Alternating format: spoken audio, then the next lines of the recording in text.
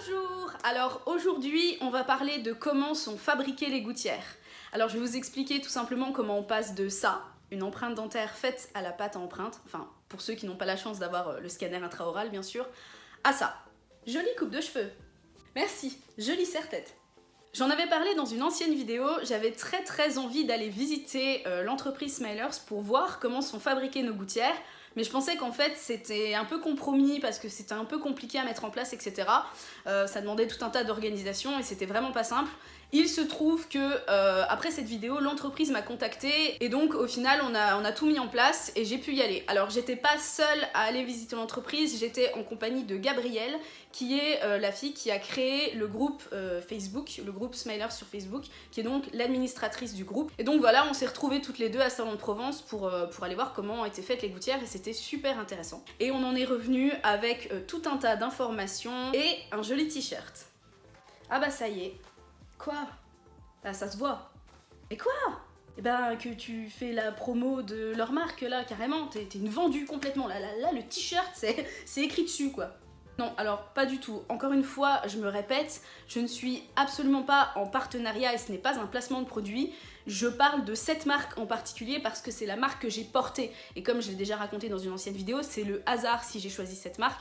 Il se trouve qu'aujourd'hui, même si je parle de fabrication de gouttières de manière générale, bah forcément c'est cette marque que je connais le mieux puisque c'est celle que j'ai pratiquée. Donc c'est celle dont je vais parler. C'est sûr, je vais pas vous faire de la promo pour Orthocaps alors que j'ai pas porté leurs gouttières et je sais pas du tout ce qu'elles valent. Maintenant, voilà, j'ai été invitée à visiter l'entreprise et j'ai trouvé ça vraiment génial et tout le monde est vraiment sympa. Mais je ne suis pas du tout payée pour faire une vidéo. D'ailleurs, au moment de l'invitation, on m'a bien dit qu'il n'y avait aucun contenu demandé derrière. C'est-à-dire que j'avais parfaitement le droit de ne pas faire de vidéo en fait après cette visite et de ne rien vous raconter du tout de ce que j'ai vu. Bien sûr, vous me connaissez, c'est pas du tout comme ça que je fonctionne. J'avais super envie de vous raconter comment ça se passe. Donc, eh ben, c'est ce qu'on va faire aujourd'hui. Alors, contrairement à ce que je m'étais imaginé, je n'ai pas du tout pu filmer le process de fabrication dans l'entreprise, et ce pour 3 raisons. La première, eh ben, c'est des secrets de fabrication, tout simplement. Il y a des choses par rapport à la concurrence qui ne doivent pas être dévoilées. Bien sûr, comme dans toutes les entreprises, il y a certaines machines qui sont exclusives à l'entreprise et donc qui ne doivent pas être dévoilées au public. Deuxième chose, c'est que les employés de la marque, eh ben, pour avoir le droit de les filmer, il aurait fallu que je leur demande des attestations de droit à l'image et il y a vraiment pas mal de monde, donc ça aurait fait beaucoup de papier à faire, ou alors il aurait fallu que je floute tout le monde et ça, bah, je ne sais pas le faire. Et puis troisièmement, c'est que contrairement à ce que je pensais, c'était pas une visite guidée, on n'est pas dans un musée, on est dans une entreprise et même si on a été reçu pour visiter comment ça fonctionnait, l'entreprise, elle continuait à faire son travail indépendamment de nous, en fait, et elle n'a absolument pas pris en compte notre visite. Donc, il y avait des endroits où la production avait déjà été faite, par exemple, parce que la production de la journée, voilà, a été faite plus tôt avant qu'on arrive. Donc, on est arrivé devant des machines qui n'étaient pas en fonctionnement, etc. Ils nous ont pas présenté un cas de démonstration, un cas d'exemple pour nous montrer comment ça marchait. L'entreprise fonctionnait normalement comme elle aurait fonctionné tous les jours, avec des vrais cas de vrais patients qui arrivaient. Et donc, j'aurais même pas pu filmer les écrans puisque le secret médical fait que je peux pas afficher sur YouTube des cas de patients avec des photos de leurs dents, etc. Donc en fait, je ne pouvais absolument rien montrer puisque je ne pouvais pas filmer les machines, ni les employés, ni les ordinateurs.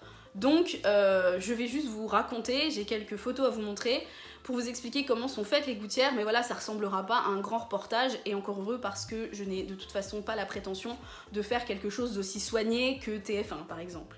Alors, la fabrication des gouttières se passe en plusieurs étapes.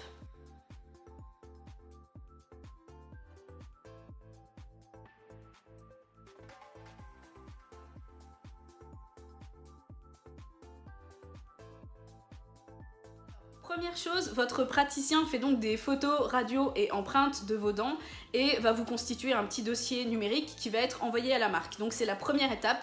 Il y a des gens derrière des ordinateurs qui vont recevoir toutes ces informations et qui vont donc les ranger correctement et vous créer un dossier patient dans leur entreprise.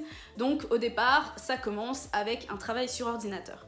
Ensuite, pour ceux qui, comme moi, ont envoyé des empreintes dans de la pâte à empreintes, on va donc avoir une première personne qui va faire l'empreinte en positif, parce que ça c'est une empreinte en négatif, donc il va faire l'empreinte en positif de vos dents en plâtre. Ensuite, ces empreintes en plâtre vont être scannées dans une machine spéciale qui va en fait recréer l'occlusion et qui va scanner intégralement les dents. Ce qui fait qu'en fait, on va se retrouver avec la même chose que ceux qui auront fait des empreintes par scanner intraoral. Donc en fait, ceux qui ont fait les empreintes par scanner intraoral auront sauté 2 étapes, à savoir l'étape du moulage en plâtre et l'étape où on scanne le moulage en plâtre. Et mine de rien, ces personnes-là auront gagné 24 heures sur le temps de faire le plan de traitement en fait. Donc après ça, on se trouve donc avec un scanner des dents dans l'ordinateur. Donc ce scanner-là va être correctement nettoyé en fait par des gens qui touchent un petit peu sur des logiciels qui ressemblent à Photoshop pour nettoyer la gencive, etc. Parce qu'un scanner, c'est jamais parfaitement précis. Et la personne ensuite qui va travailler sur vos dents est aussi quelqu'un qui est derrière un ordinateur, et ça va être quelqu'un qui va faire de l'animation en fait. Je sais pas exactement quel est l'intitulé de son poste de métier, mais c'est un gars qui va séparer vos dents une par ordinateur et les animer de sorte à ce qu'on puisse les bouger, exactement comme un animateur ferait pour un dessin animé ou à partir d'un dessin fixe, il va animer les bras, les mains, les jambes pour que le personnage puisse bouger, courir, etc. Ben là pareil, sauf qu'il va juste animer les dents une par une pour qu'elles puissent être bougées par la suite par un orthodontiste. Il va aussi mettre tout un tas de marquages sur vos gencives et au niveau des dents pour bien délimiter les dents, etc. pour les ordinateurs après qui vont devoir faire les gouttières en fait. Donc après ça, une fois que les dents ont été animées entre guillemets, c'est l'orthodontiste qui reçoit ce document-là et qui va pouvoir faire bouger les dents une à une avec des mouvements, placer les taquets, placer les strippings, etc. suivant éventuellement les consignes qui auront été données. Et par rapport à ce qui va être possible de faire ou non, il va pouvoir éventuellement dire on peut faire mieux, on peut faire moins bien, enfin voilà, etc. Après ça, une fois que l'orthodontiste aura donc, comme j'ai déjà expliqué, bougé les dents une à une et à chaque mouvement correspondra une gouttière. Donc à chaque fois qu'il aura terminé une série de mouvements, il va cliquer, ça va créer une gouttière dans l'ordinateur. C'est à nouveau renvoyé à un poste de quelqu'un qui va terminer complètement de compléter votre dossier et qui va vous faire la petite vidéo d'animation. Parce que ce que a fait l'orthodontiste, c'est donc bouger les dents une à une, et grâce à ça, en fait, on va pouvoir le mettre sous forme de vidéo. Alors la vidéo que moi j'appelais le plan de traitement, et qui chez Invisalign s'appelle le Clean Check, s'appelle désormais la Smiler Story. Ouais. Donc c'est quelqu'un qui va faire cette vidéo, cette Smiler Story, et qui va envoyer à votre praticien donc cette vidéo et toutes les infos, donc le nombre de gouttières, de taquets, de stripping, enfin tout votre plan de traitement, toute votre Smiler Story en fait, pour que lui et vous, et ou vous, parce que ça dépend des praticiens, vous puissiez valider ou non ce plan de traitement. Donc il y a des praticiens qui font comme a fait le mien, c'est-à-dire qu'elle m'a appelé pour que je regarde avec elle ce plan de traitement et que je le valide et qu'on lance la fabrication, mais aussi des praticiens qui, pour gagner du temps en fait, n'appellent pas forcément le patient et qui regardent eux-mêmes et s'ils trouvent que c'est bon, lancent la fabrication. Donc c'est là qu'on va avoir aussi un certain délai qui va s'écouler, parce qu'entre le moment où ça a été fait et où votre praticien le reçoit, qui prend le temps de s'en occuper si jamais il doit prendre rendez-vous avec vous, que vous veniez, etc., c'est là qu'il va y avoir une certaine perte de temps. C'est pour ça qu'on dit qu'il faut à peu près 2 mois entre la prise d'empreinte et la réception des gouttières. Donc une fois que le plan de traitement a été validé, et ben là on passe vraiment à la fabrication pure et dure. Alors ce qui va être fabriqué en fait c'est des petites empreintes comme ceci. Donc en fait c'est la même chose que ce qui était fait en plâtre, sauf que là c'est fait en plastique. Alors avant de vous parler du process de fabrication, puisque à partir de ce moment-là c'est la fabrication qui va être lancée, je voudrais faire un petit aparté sur une vidéo que j'ai vu passer il y a pas longtemps, en fait de quelqu'un qui disait regardez comment sont fabriquées vos gouttières, et qui diffusait la vidéo. On voyait les mains d'un orthodontiste probablement qui avait ce type d'empreinte là, qui mettait dedans un genre de pâte qui donnait une empreinte de ce type là, une fois que c'était terminé, et il mettait ça dans une machine qui du coup fabriquait la gouttière. Et ensuite il avait plus qu'à découper la gouttière. Alors effectivement, on va dire entre guillemets, c'est comme ça que sont faites les gouttières, sauf que premièrement ça c'était très artisanal, hein. Le monsieur avait une toute petite machine ronde, vous vous doutez bien que c'est un peu plus industriel, hein. C'est comme le petit fromager et président qui fait le camembert, hein. Forcément ça n'a rien à voir au niveau de la taille de l'exploitation et des cuves. Donc c'était très artisanal. Et deuxièmement, ce qu'on voyait dans cette vidéo, c'est un orthodontiste qui fait une gouttière de contention, puisqu'en fait il a fait une gouttière qui est adaptée aux dents exactement comme elles sont sur l'empreinte. Sauf que nous, on veut des gouttières qui font bouger les dents. On veut pas des gouttières exactement à la forme des dents. On veut des gouttières à la forme des dents telles qu'elles devront être après chaque mouvement. Donc on doit créer ces petites choses-là en plastique, mais avec un mouvement. Donc en fait, on va créer vos dents du futur en plastique. C'est pas trop top? En regardant la machine fonctionner, c'est comme si on regardait dans le futur comment seront les dents des gens, mais après, c'est incroyable. Donc la machine va créer ces petites choses-là à partir donc des modélisations qui auront été faites par ordinateur. Et donc ce sera pas les dents telles qu'elles sont, ce sera les dents telles qu'elles doivent être, avec les taquets bien entendu déjà représentés dessus. Donc cette machine est un genre d'imprimante 3D en fait, dont je ne peux pas trop parler parce que ben voilà, ça relève du secret de fabrication. Tout ce que je peux faire, c'est vous montrer le résultat final.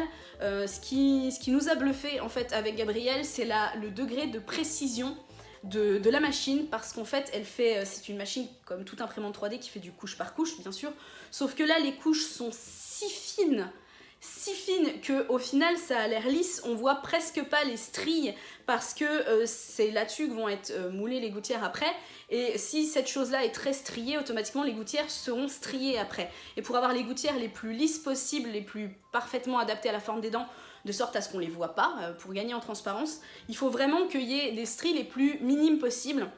Je vais vous montrer une photo où j'ai zoomé à mort dessus, je sais même pas si vous allez voir les stries, et comparez-les à mes empreintes digitales parce qu'elles sont au moins 4 fois plus fines que mes sillons d'empreintes digitales.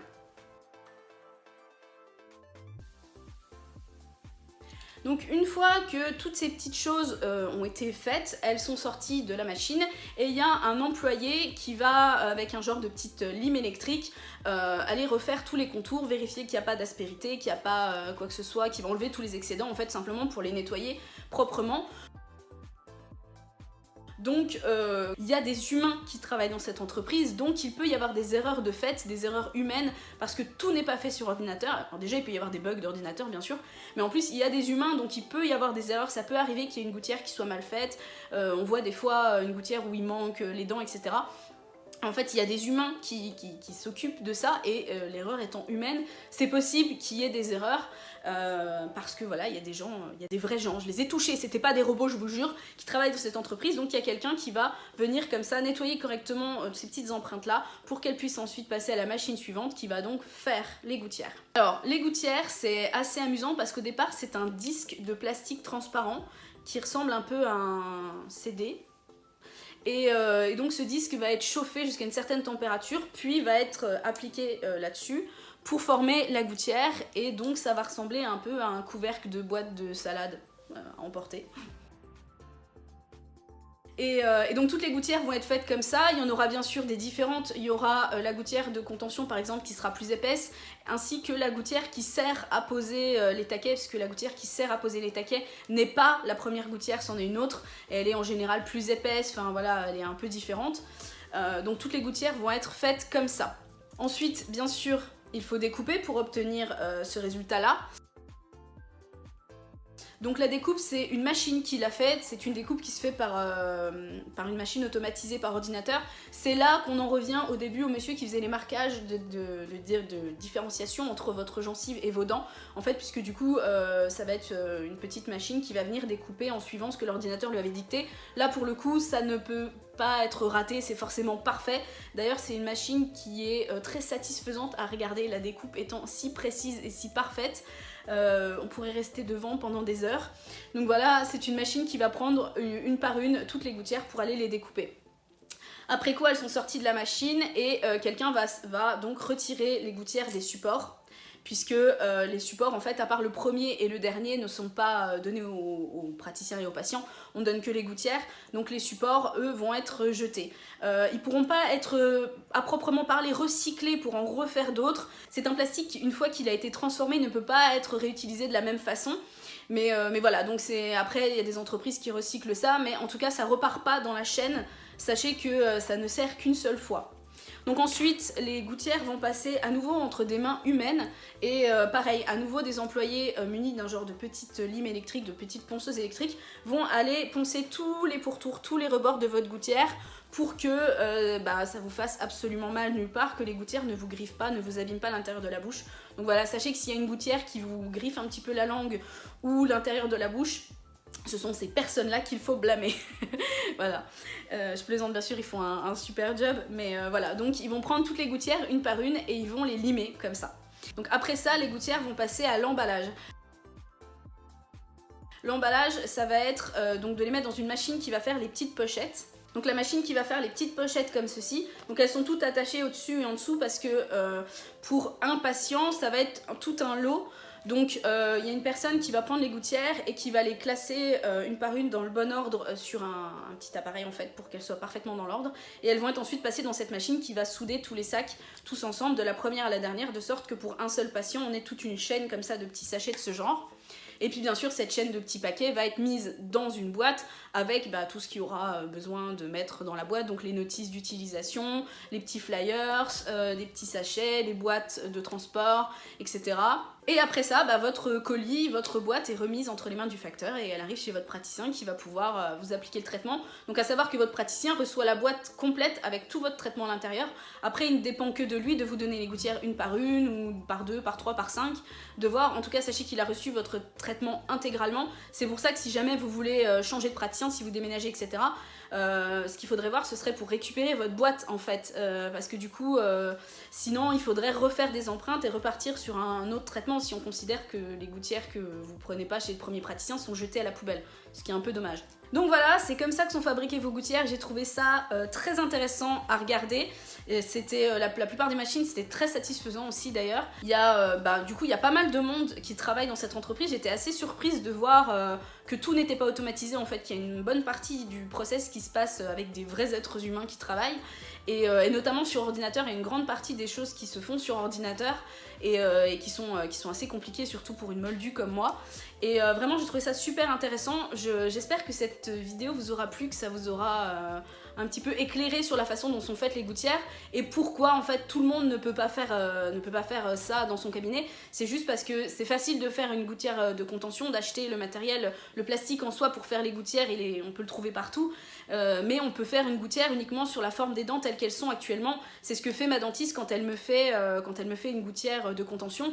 Maintenant, faire une gouttière qui fait bouger les dents, c'est un process complètement différent qui demande vraiment d'avoir toute une planification sur ordinateur, en fait toute une modélisation par ordinateur, et tout le monde n'a pas ces compétences-là, n'a pas le système qui va pour faire ça. Et c'est pour ça que si jamais, malheureusement, parce que j'ai pas mal de commentaires là-dessus, vous avez oublié de porter votre contention, vous l'avez un petit peu négligé, vous l'avez perdu ou cassé, et que vous voyez que vos dents ont un peu rebougé, et malheureusement la contention, si vous en faites refaire une, elle ne va pas remettre vos dents en place. Malheureusement, pour faire bouger les dents, il faut repartir sur un traitement en fait. C'est assez délicat, à moins que le mouvement soit vraiment très faible et que par une chance incroyable, votre orthodontiste ait gardé le moulage qu'il avait de vos dents au moment de la contention, qu'il refasse cette gouttière là et que ça fasse rentrer vos dents dans le rang. Sinon c'est assez compliqué parce que au niveau des mouvements on peut pas faire quelque chose de trop brutal, donc si vos dents ont vraiment trop bougé c'est pas possible, il faut faire plusieurs petits mouvements, donc voilà, si jamais vous n'avez pas été très raisonnable avec votre contention et que vous voyez que vos dents ont rebougé, faut repartir dans un traitement et je pense que maintenant vous comprenez pourquoi. Alors on a aussi vu assez rapidement comment était fabriquée la contention faite par Smilers qui s'appelle le Smiler Fix. On a vu rapidement comment c'était fait et je pense que je vous en parlerai dans une prochaine vidéo dédiée parce que j'ai parlé de la contention dans une vidéo dédiée à la contention, mais c'est vrai qu'il y a de nouvelles choses qui sortent tout le temps et Smilers a fini par sortir sa contention qui est en fait une contention complètement invisible et on a vu comment c'était fait, c'était assez intéressant, donc du coup je pense que je vous en parlerai dans une prochaine vidéo. Ma foi, en attendant, je vous souhaite à tous un très bon traitement et surtout un très beau sourire. Bye!